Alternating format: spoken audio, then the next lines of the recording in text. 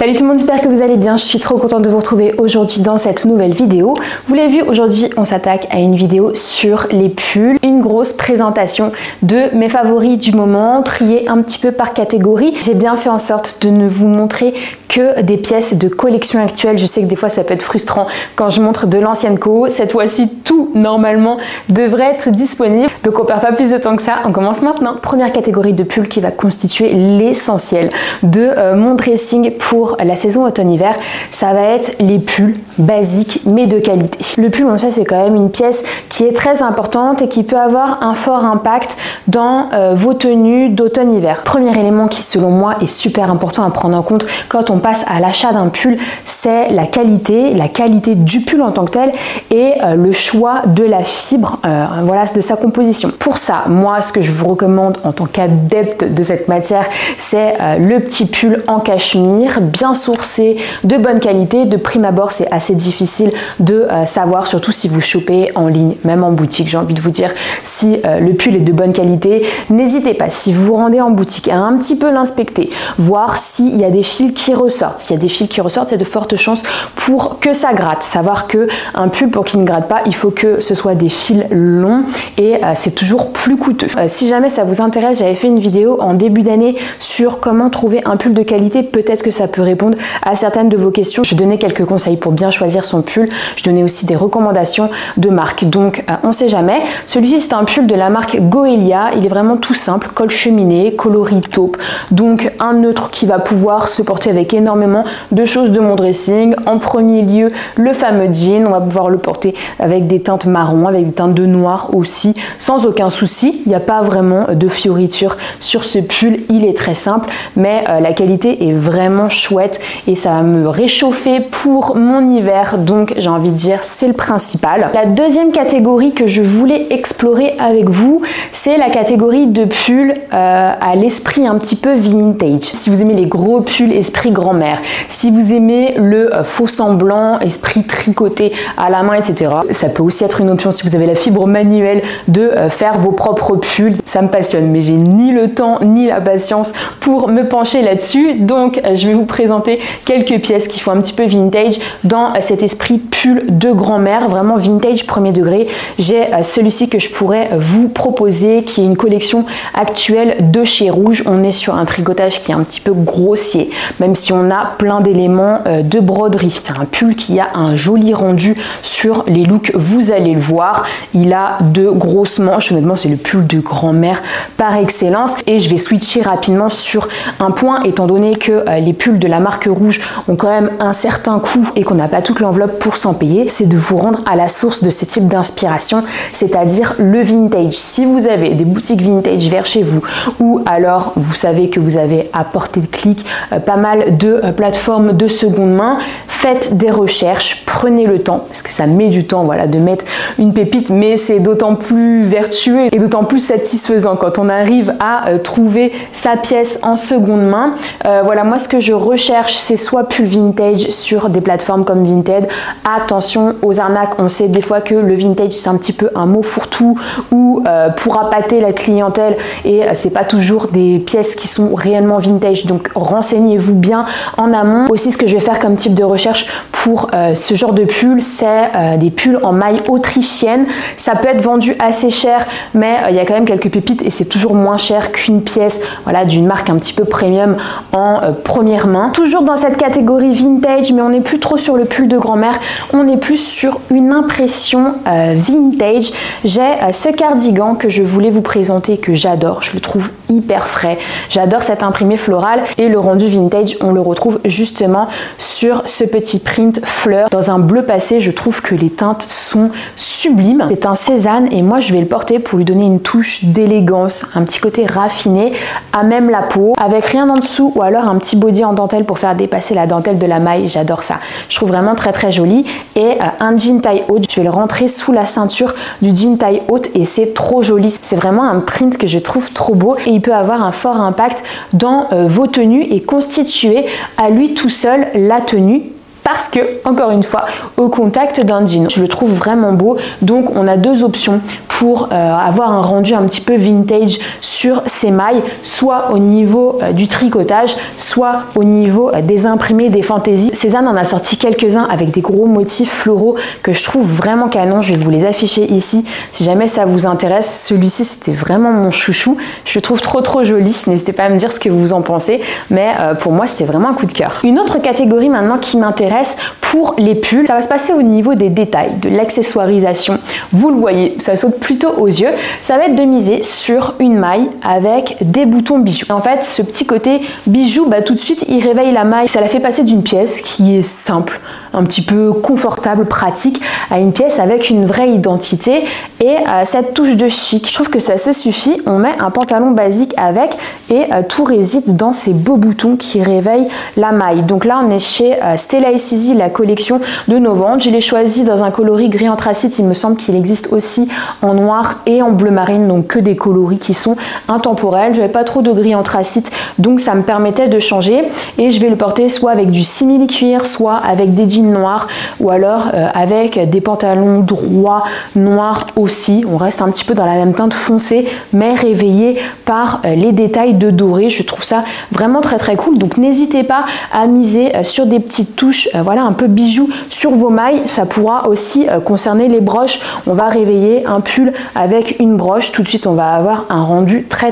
chic. Ça peut être une bonne idée par exemple pour recycler des pièces que vous avez déjà dans votre dressing. Vous voulez leur donner voilà, une seconde vie, vous apposez une broche et tout de suite j'adore le rendu. Et du coup, je voulais vous montrer une pièce qui reprend ce propos, mais qui illustre aussi une autre catégorie. Donc ça, c'est un pull de chez Cézanne que j'ai depuis plusieurs mois maintenant. C'est un pull qui est décliné. Je l'annonce direct en plusieurs versions. Soit il est dans cette version marinière, soit il a les coloris inverses, donc fond bleu marine et rayures blanches. Il existe aussi en uni.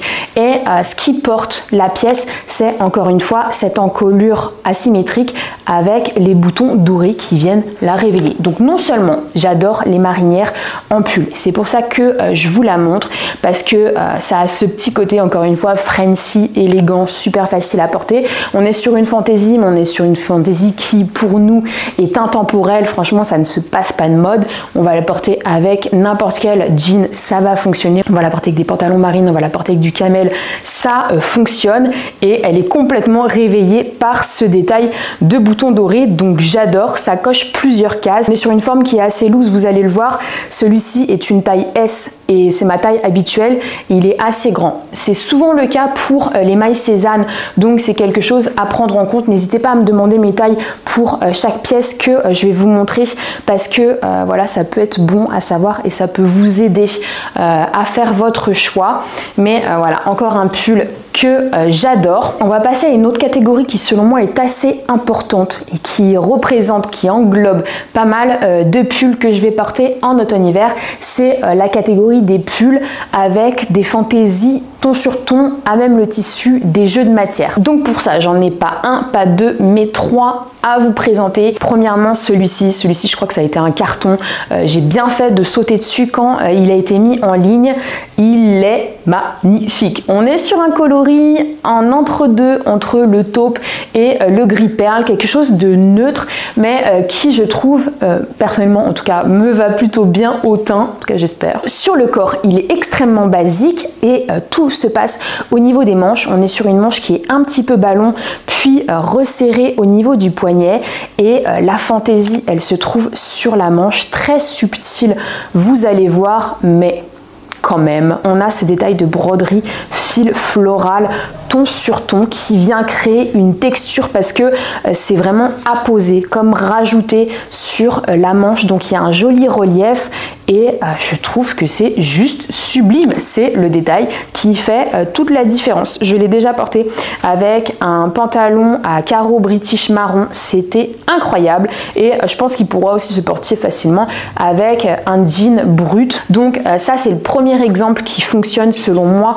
très très bien. Le deuxième exemple, ça c'est mon coup de cœur. C'est vraiment une maille que je porte tout le temps depuis quelques mois et je l'ai même acheté en d'autres coloris. Mes amis l'ont en d'autres coloris. Enfin, c'est vraiment un incontournable à mon sens. C'est le gilet NG et il est trop beau. Donc ce que j'aime bien, c'est qu'il va pouvoir se porter de plusieurs façons parce qu'on a un boutonnage. Donc soit on va pouvoir le traiter en cardigan, soit on va pouvoir le traiter à même la peau. Personnellement, je le traite comme un pull à même la peau. Je trouve que c'est plus moderne, plus élégant, plus à mon goût. Ce qui est vraiment joli sur ce pull, c'est tout le travail au niveau de la matière. Donc on a de l'ajouré comme une espèce de broderie anglaise, mais version maille qui est sublime, hyper délicate, bien travaillée. Enfin, franchement, c'est un coup de cœur. Cette encolure avec des festons. Moi, je porte toujours avec au minimum un bouton, voilà, déboutonné pour que le col s'ouvre et que ça crée un joli jeu. Voilà, il y a un beau mouvement qui est au niveau de l'encolure. La pièce fait tout le travail. Je le porte avec un simple jean, un blazer par-dessus et ça fonctionne. Je l'ai aussi en rose pâle.